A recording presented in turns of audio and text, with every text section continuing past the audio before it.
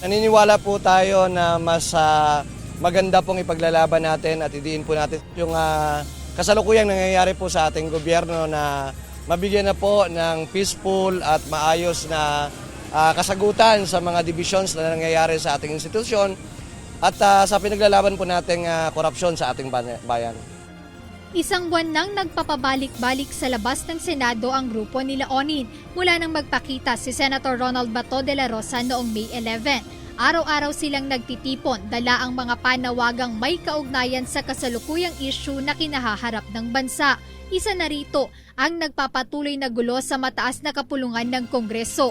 Ayon sa grupo ng Duterte Rider supporters, mariin nilang kinokondina ang ginagawang pagtrato sa senador. Kaya't noong araw na hinabol umano si Senator De La Rosa ng mga tauhan ng National Bureau of Investigation o NBI, agad silang nagsagawa ng pagkilos. The attempting arrest of Senator Bato is illegal and not under the constitution judiciary system po natin ng ating lokal. Kaya po kami bilang representante ng DRS, naniniwala po kami na ang hakbangin na yon ay illegal. Ang hakbangin na yon is not associated with our local judiciary system. And we do believe that what is illegal, and we do stand by the constitutions to also protect our very own Senator Bato. Kasi ang proteksyon ni Senator Bato is proteksyon ng kapakanan ng bawat mamamayang Pilipino.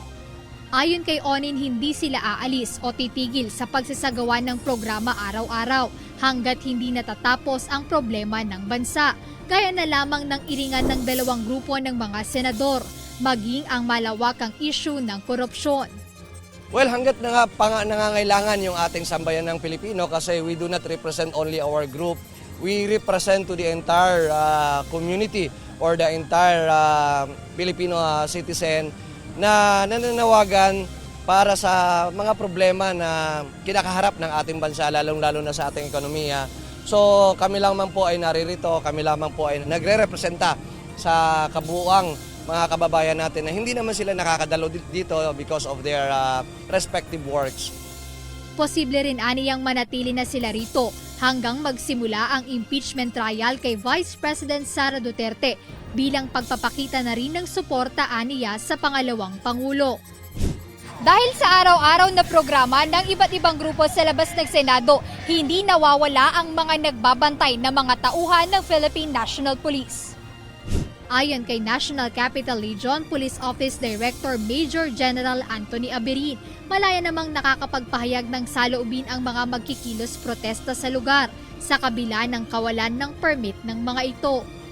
As far as permit is concerned, wala po kaming na-monitor na nag-apply ng permit. But just the same, bibigyan natin ng pagkakataon ng ating mga kababayan na of course sa malayang pagtitipon.